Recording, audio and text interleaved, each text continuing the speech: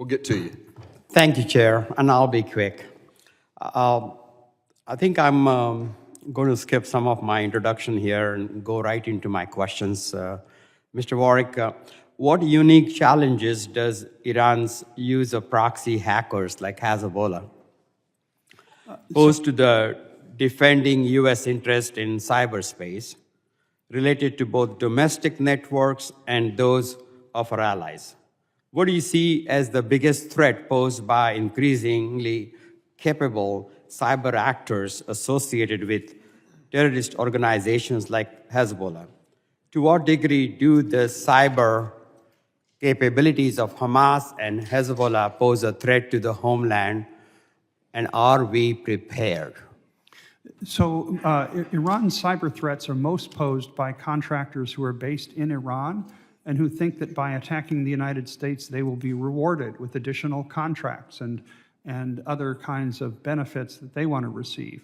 Hezbollah, Hamas, and others have very active disinformation networks, and it's actually that concerns me. The propaganda that those groups put out is intended to inflame the situation in the Middle East and to try to encourage people here in the United States, which I have to say, I must remind everyone, they target people who are already U.S. citizens or who are already here with this propaganda, and this really concerns me. Thank you. Thank you, Mr. Warwick. And in the wake of October 7th attacks, questions have arisen about the intelligence shortfall regarding Hamas's plan to carry out a terrorist attack. There have been questions about the U.S. intelligence community's awareness. As media has reported, the U.S. warned about a potential escalation in violence, but did not predict the complex, multi-pronged attack by Hamas.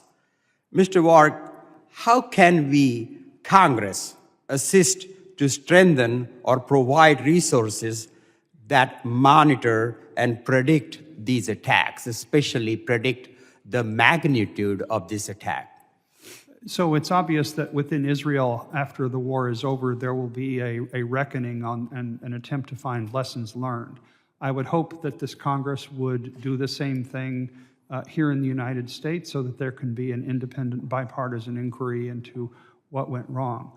I do have to say, though, that the United States relies very heavily on our intelligence partnerships. We don't try to do everything ourselves. That would be wasteful, inefficient, and probably just plain wrong.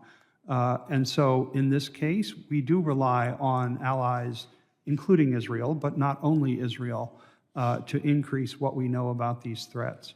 I think there's an essential role for the Congress to play in a serious lessons learned exercise so that a strategic surprise like this doesn't happen to us.